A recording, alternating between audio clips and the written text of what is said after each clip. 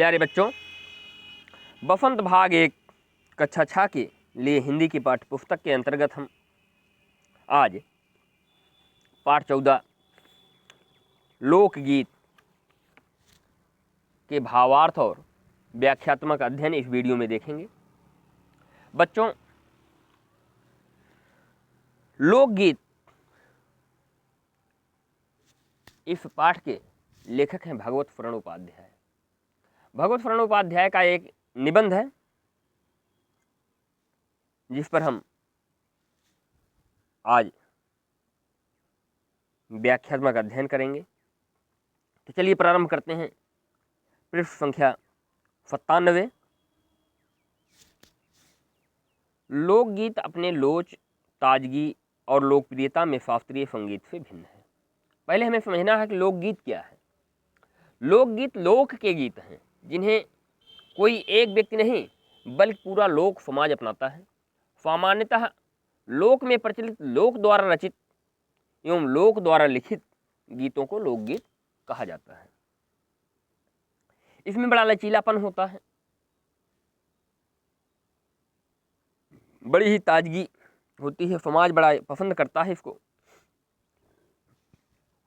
शास्त्रीय संगीत में नियम होते हैं, अभ्यास की जरूरत होती है और समाज के कुछ लोग ही इसको पसंद करते हैं। लेकिन लोकगीत को बहुत से लोग पसंद करते हैं। लोकगीत सीधे जनता के संगीत हैं। यह जनता के संगीत है, पूरे समाज का संगीत है। घर, गांव और नगर के जनता के गीत हैं। ये केवल गांव तक सीमित नहीं है। घर, गांव, नगर, शहर, हर जगह इसका प्रचलन है। इसके लिए साधना की जरूरत नहीं होती, इसके लिए अभ्यास की कोई जरूरत नहीं है, बल्कि शास्त्रीय संगीत में बिना अभ्यास के उसे गाया ही नहीं जा सकता। त्योहारों और विशेष अवसरों पर ये गाए जाते हैं। जैसे होली का त्यौहार आया तो फगुआ गीत आप लोग जानते हैं। नाग पंचमी नहीं बल्कि नाग पंचमी के समय सावन का महीना चलता है तो कजरी का गीत। इसी तरह से विशेष अवसर, जन्म के समय या मुंडन के समय, शादी विवाह के भिन्न भिन्न अवसरों पर सबके अलग अलग गीत बने हुए हैं। इस सदा से ये गाए जा रहे थे। ये नहीं कि आज से इसका आरंभ हुआ, ये बहुत पुराने समय से इसका गायन चल रहा था। और इसके रचने वाले भी अधिकतर गांव के ही लोग हैं। ज़्यादातर गांव के लोग ही इसकी रचना किए हैं। स्त्रियों ने भी इस रचना में विशेष भाग लिया है। माने केवल पुरुष ही नहीं, महिला वर्ग भी इसकी रचना में बढ़ चढ़ के हिस्सा लिया है और लोकगीतों की रचना भी की है। ये गीत बाजों की मदद के बिना ही, माने लोकगीत में कोई ज़रूरत नहीं होती कि बाजा बजे, ढोलक बजे, बेंजो माने जो भी वाद्य यंत्र हैं, ये जरूरी नहीं कि वो बजें तभी गाया जाएगा। ये तो ऐसे गीत हैं कि खेतों में काम करते समय, धान की रोपाई करते समय, निराई गुड़ाई करते समय लोग इसको गाते रहते हैं। या कहीं बैठे हुए हैं, 2-4 लोग ढोलक बजा के गा रहे हैं, झांझ, करताल, बांसुरी बजा के इसके सहारे से गा रहे हैं। इस प्रकार से भी इसका गायन होता है। लेकिन इसमें कोई नियम नहीं है कि इस वाद्य यंत्र के साथ ही यह गीत गाया जाएगा। एक समय था जब शास्त्रीय संगीत के सामने इनको हे समझा जाता था। शास्त्रीय संगीत को बड़ा अच्छा माना जाता था, बड़ा सम्मान था, और लोकगीत को निकृष्ट, तुच्छ समझा जाता था। अभी हाल तक इसकी बड़ी उपेक्षा की जाती थी, निंदा की जाती थी, इसको निम्न दृष्टि से देखा जाता था। पर इधर साधारण जनता की ओर जो लोगों की नज़र फिरी तो साहित्य और कला के क्षेत्र में भी परिवर्तन हुआ। जब लोग साधारण जनता की तरफ फिरे और साधारण जनता को देखे कि ज़्यादा संख्या में इसी का प्रचलन है, इसी को लोग सम्मान देते हैं, इसी को गाते हैं, तो लोगों की नज़र फिरी और इसके साहित्य या कला के क्षेत्र में परिवर्तन भी हुआ। तो बच्चों चलिए पृष्ठ संख्या 98 का व्याख्यात्मक अध्ययन करते हैं। अनेक लोगों ने विविध बोलियों के लोक साहित्य और लोकगीतों के संग्रह पर कमर बांधी है। अनेक लोगों ने लोकगीत और लोक साहित्य को संग्रह किया, लिखने का प्रयास किया, लिखा, उसकी एक पुस्तक बनाई और इस प्रकार अनेक संग्रह अब तक प्रकाशित भी हो गए हैं। अनेक लोकगीतों के संग्रह की पुस्तक बन गई, छप गई है। लोकगीत के कई प्रकार हैं। इसका एक प्रकार तो बड़ा ओजस्वी और सजीव है। कई प्रकार के होते हैं लोकगीत, ओजस्वी, ओज भरे, वीरता के, सजीव, जीवंत होते हैं। यह इस देश के आदिवासियों का संगीत है, जिसमें मध्य प्रदेश, दक्कन, छोटा नागपुर में गोंड, खाड़, ओराव, मुंडा, भील, संथाल आदि फैले हुए हैं जनजाति, जिसमें आज भी जीवन नियमों की जकड़ में बंध ना सका और निर्द्वंद लहराता है। आज भी इसकी यह गति है, इसकी यह हाल है कि ये जो जनजाति की चर्चा की गई, छोटा नागपुर, दक्कन, मध्य प्रदेश के, बड़े ही सजीव ढंग से 10-10 लोग, 20-20 लोग झुंड बना करके, या पुरुष एक तरफ, महिला एक तरफ, अपना ग्रुप बना करके नाच रहे हैं, उत्तर प्रत्युत्तर दे रहे हैं लोकगीतों के माध्यम से। लोकगीत में जवाब सवाल भी किए जा रहे हैं, जिससे चारों तरफ का माहौल बड़ा ही खुशनुमा हो जाता है, दिशाएं गूंज उठती हैं। पहाड़ियों के अपने अपने गीत होते हैं, जो पहाड़ी हैं, पहाड़ी क्षेत्र पे रहने वाले हैं, उनके अपने अपने अलग गीत हैं। उनके अपने अपने भिन्न रूप होते हुए भी अशास्त्रीय होने के कारण उनमें अपनी एक समान भूमि है। जैसे गढ़वाल, किन्नौर, कांगड़ा आदि के अपने अपने गीत हैं, ये पहाड़ी क्षेत्र हैं, और उन्हें गाने की अपनी अपनी विधियां हैं। सबके अलग अलग विधि हैं, अलग अलग नियम से लोग गाते हैं। इसका अलग ही नाम पड़ गया है पहाड़ी गीत। वास्तविक लोकगीत देश के गांवों और देहातों में है। जो वास्तव में लोकगीत हैं, अगर उसका सही रूप देखना है तो वह देहात और गांव में मिलता है। इसका संबंध देहात की जनता से है, बड़ी जान होती है इनमें, देहात के लोगों में, देहात की जनता में, और बड़े ही जोश से भरकर इसको गाते हैं। जैसे चैत में गाया जाता है, चैत मास, कजरी सावन में, बारामासा सावन आदि मिर्जापुर, बनारस और उत्तर प्रदेश की पूर्वी और बिहार के पश्चिमी जिलों में गाए जाते हैं। मतलब ये जो लोकगीत बताए गए, चैता, कजरी, बारामासा, सावन, ये मिर्जापुर, बनारस, कहने का मतलब उत्तर प्रदेश का पूर्वी भाग और बिहार का पश्चिमी भाग, वहाँ के प्रसिद्ध गीत हैं। पंजाब में माहिया आदि इसी प्रकार के हैं। हीर रांझा, सोहनी, महिवाल संबंधी गीत पंजाबी में, और ढोला मारू आदि के गीत राजस्थानी में बड़े चाव से गाए जाते हैं, बड़े उम्दा तरीके से गाए जाते हैं। इन देहाती गीतों के रचयिता कोरी कल्पना को इतना मान ना देकर अपने गीतों के विषय में रोज़मर्रा के बहाने, रोज़मर्रा के बहते जीवन से लेते हैं। माने जैसा कार्य कर रहे हैं उसी प्रकार से, उसी से संबंधित गीत बनाए हुए हैं, उसी से संबंधित गा रहे हैं। जिससे वे सीधे मर्म को छू जाते हैं, माने हृदय को छू लेते हैं। उनके राग भी साधारणतः पीलू, फारंग, दुर्गा, फामन, फोरठ आदि हैं। उसमें कहरवा, बिरहा, धोबिया आदि देहात में बहुत गाए जाते हैं और बड़ी भीड़ आकर्षित करते हैं। जब ये कहरवा, बिरहा, धोबिया गीत होते हैं तो काफ़ी जनता इकट्ठा हो जाती है उसको देखने के लिए, सुनने के लिए। आज भी गाँव में इसकी प्रथा है, इसका प्रचलन है। इसकी भाषा के संबंध में कहा जा चुका है कि ये सभी लोकगीत गाँव और इलाकों की बोलियों में गाए जाते हैं। जहाँ के लोग हैं, जैसे ब्रज के लोग हैं ब्रज भाषा में, अवध प्रांत के लोग हैं तो अवधी भाषा में, पंजाब प्रांत के लोग हैं पंजाबी भाषा में, या आप यूपी के पूर्वी क्षेत्र में चले जाइए तो भोजपुरी भाषा में, बिहार के पश्चिमी क्षेत्र में चले जाइए तो भोजपुरी भाषा में, जो कि वो मातृभाषा मानते हैं। तो इस प्रकार से लोग अपनी अपनी बोलियों में गाते हैं। इसी कारण ये बड़े आह्लादकारी और आनंददायक होते हैं, बड़ा ही आनंद देते हैं, बड़ा ही मज़ा आता है सुनने में।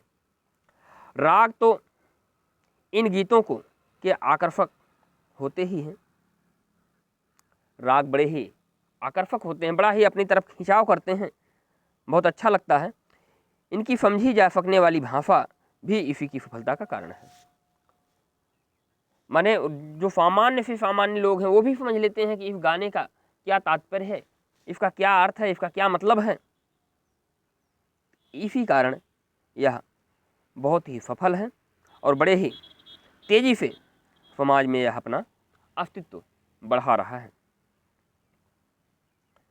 तो चलिए बच्चों, अगले पृष्ठ पर चलते हैं, पेज नंबर 99।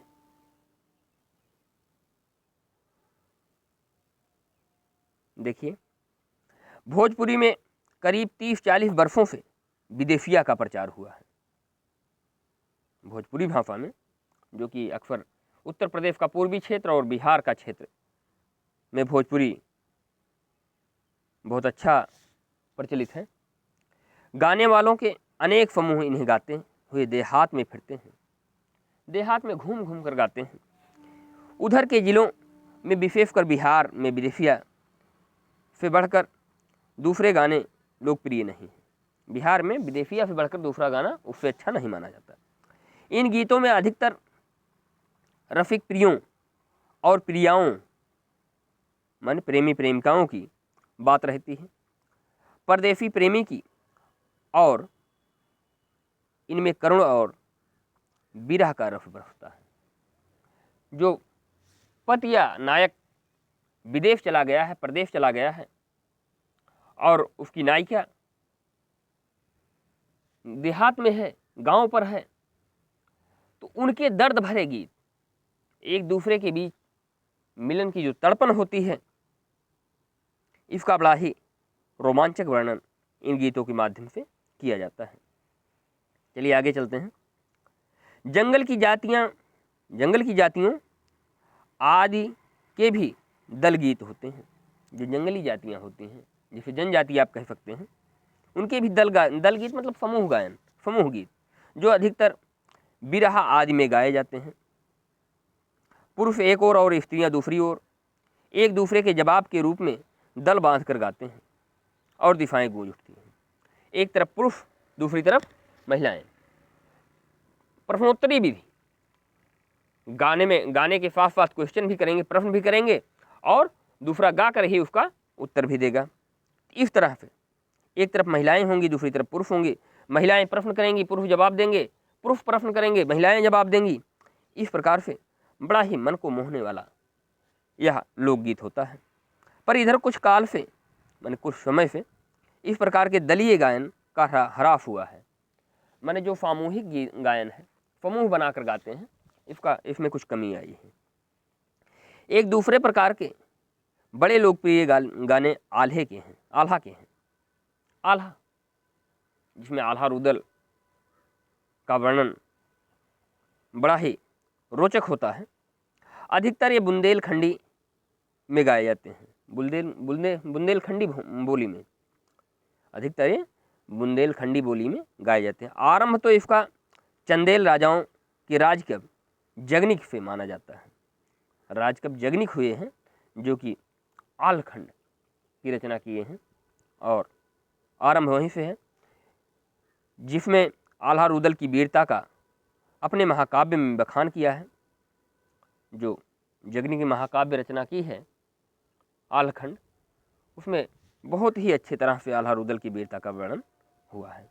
पर निश्चय ही उसके छंद को लेकर जन बोली में उसके विषयों को दूसरे देहाती कवियों ने भी समय समय पर अपने गीतों में उतारा, और ये गीत हमारे गांव में आज भी बहुत प्रेम से गाए जाते हैं।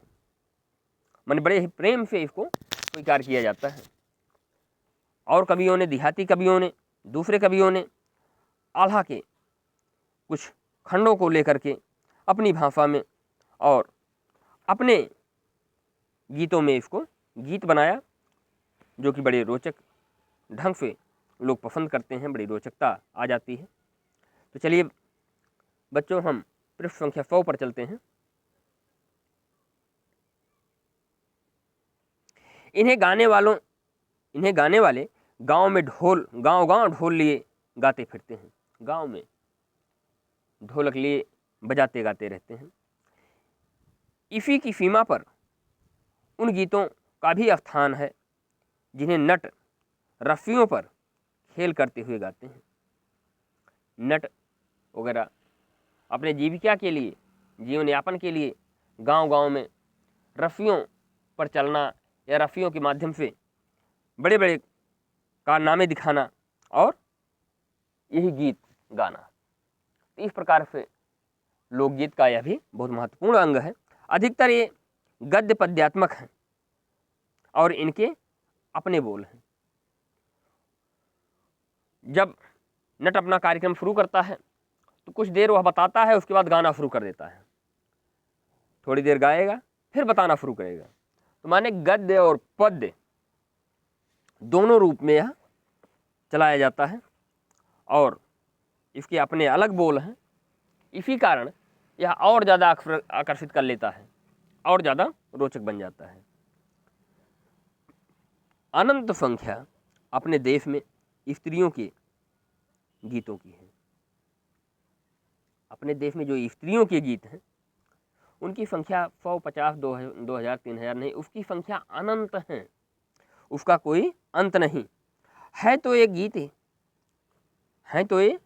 गीत भी लोकगीत ही। इनकी स्त्रियों के गीत भी लोकगीत ही हैं, पर अधिकतर इन्हें औरतें ही गाती हैं। इन्हें सृजती भी अधिकतर वही हैं। सृजती माने फजोती हैं, उसको सुरक्षित रखती हैं। वैसे मर्द रचने वालों या गाने वालों की भी कमी नहीं है, पर इन गीतों का संबंध विशेषतः स्त्रियों से है। नारियां, महिलाएं ही इस गीतों से संबंध रखती हैं, ज़्यादातर वही गाती हैं। मर्द भी कुछ गाते हैं लेकिन ज़्यादा संख्या उन्हीं की। इस दृष्टि से भारत इस दिशा में सभी देशों से भिन्न है। सभी देश, संसार में जितने भी देश हैं उनसे भारत अलग है, क्योंकि संसार के अन्य देशों में स्त्रियों के अपने गीत मर्दों या जनगीतों से अलग हैं और भिन्न नहीं।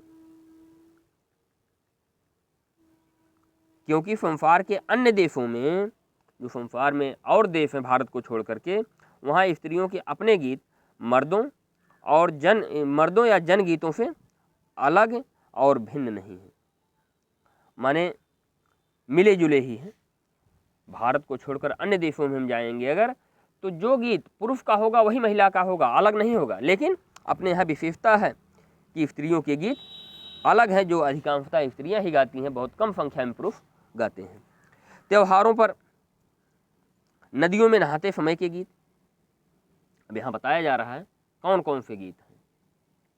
कोई त्यौहार पड़ा या नदी पर स्नान हो रहा है, स्नान करने जा रहे हैं, कहीं नहावन होने वाला है, तो नहाते जाते हुए राह के गीत, नहाने जा रही महिलाएं रास्ते में गाते हुए जा रही हैं। विवाह के, शादी के गीत, मटकोण, ज्यौनार के, संबंधियों के लिए प्रयुक्त प्रेम युक्त गाली। शादी विवाह में आप देखते हैं खाना खाते समय गाली गाया जाता है, तो प्रेम युक्त गाली माने बड़े प्रेम से गाली भी देती हैं, गाली भी गाती हैं। जन्म आदि सभी अवसरों के अलग अलग गीत हैं। जन्म के, मुंडन के, टुंडन के, माने जितने भी कार्यक्रम होते हैं सबके अपने अलग अलग गीत हैं जो स्त्रियां गाती हैं। इन अवसरों पर कुछ आज से नहीं, बड़े प्राचीन काल से वे गाती आ रही हैं। ये कोई नई बात नहीं कि अब शुरू हुआ, बहुत पुराने समय से गाती आ रही हैं। बच्चों चलिए अगले पृष्ठ पर चलते हैं, पेज संख्या 101। इस निबंध का यही अंतिम पृष्ठ है। महाकवि कालिदास आदि ने भी अपने ग्रंथों में उनके गीतों का हवाला दिया है। कालिदास जैसे कवि, संस्कृत के प्रकांड कवि, प्रकांड विद्वान ने महिलाओं के लोकगीतों का हवाला अपने महाकाव्यों में भी दिया है। सोहर, बानी, सेहरा आदि उनके अनंत गानों में से कुछ हैं, जो जिनका गिनती, अनंत माने जिनकी गिनती ना की जा सके, तो जिनकी गिनती ना किया जा सके उनमें से कुछ हैं। वैसे तो 12 माफे पुरुषों के साथ नारियां भी गाती हैं। जब 12 माफा गाया जाता है तो महिलाएं, पुरुषों के साथ महिलाएं भी गाती हैं। एक विशेष बात यह है कि नारियों के गाने साधारणतः अकेले नहीं गाए जाते, दल बांध कर गाए जाते हैं, माने झुंड में, ग्रुप में गाए जाते हैं, सामूहिक। अनेक कंठ एक साथ फूटते हैं।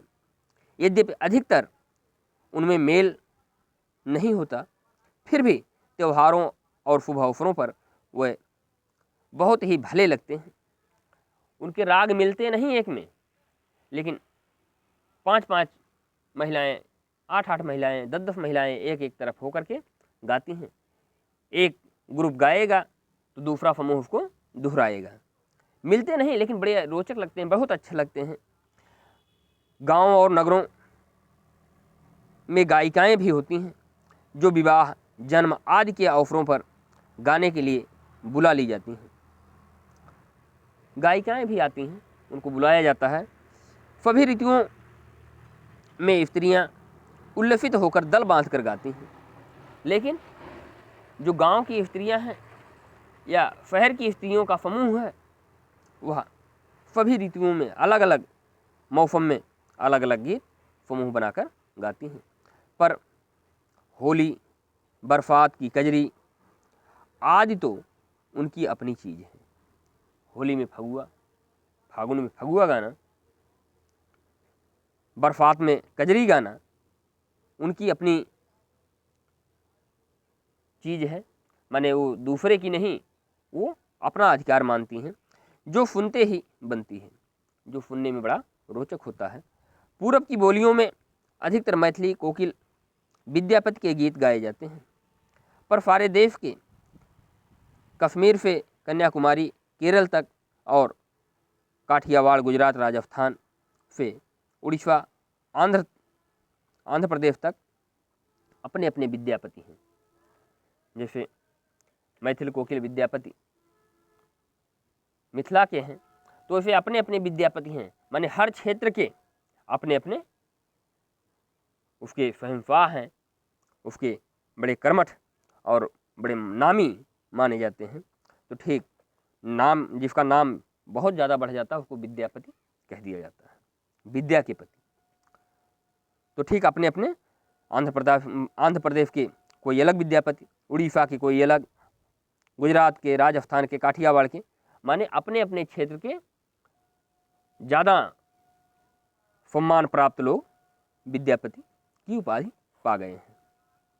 स्त्रियां ढोलक की मदद से गाती हैं, स्त्रियां ढोलक बजाती हैं और उसके साथ गाती हैं। अधिकतर उनके गाने के साथ नाच का भी पुट हो जाता है। कभी कभी तो ढोलक बज रहा है, स्त्रियां गा रही हैं और एक दो स्त्री उसमें नाचना भी आरंभ कर देती हैं। गुजरात का एक प्रकार का दलीय गायन गरबा है, सामूहिक गायन गरबा, जिसे विशेष विधि से घेरे में घूम घूम कर औरतें गाती हैं। गरबा एक गोला बना करके और घूम घूम कर गाया जाने वाला, औरतों के द्वारा गाया जाने वाला एक गीत है। साथ ही लड़कियां भी, साथ ही लकड़ियां भी बजाती हैं। उसकी लकड़ी होती है और एक दूसरे से बजा बजा करके दोनों हाथ दोनों तरफ फेंकेंगी और उधर से महिलाओं के दोनों हाथ आएंगे जो कि एक साथ वो बजेंगे। बड़ी ही तारतम्यता उसमें रहती है। तो लकड़ियाँ बजा बजा कर गाती हैं। जो बाजे का काम करता है वही लकड़ी इतनी तारतम्यता से वह बजाती हैं कि वह बाजे का काम करता है, जैसे लगता बाजा बजा बजा के गाया जा रहा है। इसमें नाच गाना साथ चलते हैं। नाचना और गाना एक साथ, वस्तुतः यह नाच ही है। सभी प्रांतों में यह लोकप्रिय हो चला है। इसी प्रकार होली के अवसर पर ब्रज में रफिया चलता है। ब्रज क्षेत्र में रफिया, जिसे दल के दल लोग गाते हैं। स्त्रियां विशेष तौर पर अपना ग्रुप बनाकर, अपना समूह बनाकर गाती हैं। गाँव के गीतों के वास्तव में अनंत प्रकार हैं। गाँव में गीत के एक दो प्रकार नहीं हैं, उसकी संख्या गिनी ही नहीं जा सकती कितने प्रकार हैं और कितने स्वर चलाते हैं। जीवन जहाँ इठला इठला कर लहराता है वहाँ भला आनंद के स्रोत की कमी हो सकती है।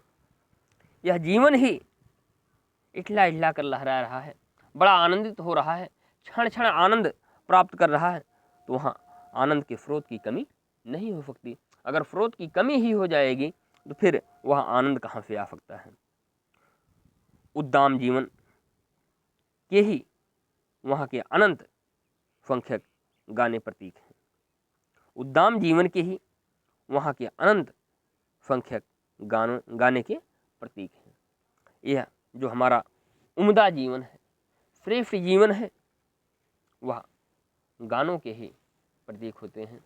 आपने सुना भी होगा, साहित्य संगीत कला विहीना। तो साहित्य संगीत कला विहीना माने साहित्य, संगीत और कला, इन तीनों में अगर कुछ भी आपको नहीं आता है तो आप नरफाच्छाद पशु, पुच्छ विफाड़हीना, ऐसा व्यक्ति वह पूंछ और सींग के बिना पशु होता है। जिसमें संगीत का भी एक विशेष महत्व है। तो बच्चों, इस प्रकार से इस वीडियो को आप एक दो बार सुनिएगा। बहुत ही रोचक यह लोकगीत पर लिखा हुआ निबंध है और भगवत शरण उपाध्याय ने बड़े ही मार्मिक ढंग से इसे लिखा है, जो कि हमारे आपके गांव, शहर, नगर, देहात हर जगह प्रचलित हैं। इससे हम लोग परिचित भी हैं। तो यह बहुत ही अच्छा लगेगा। इस वीडियो को आप पूरा देखिएगा। आपको यह वीडियो कैसा लगा इसको आप कमेंट बॉक्स में लिखिएगा।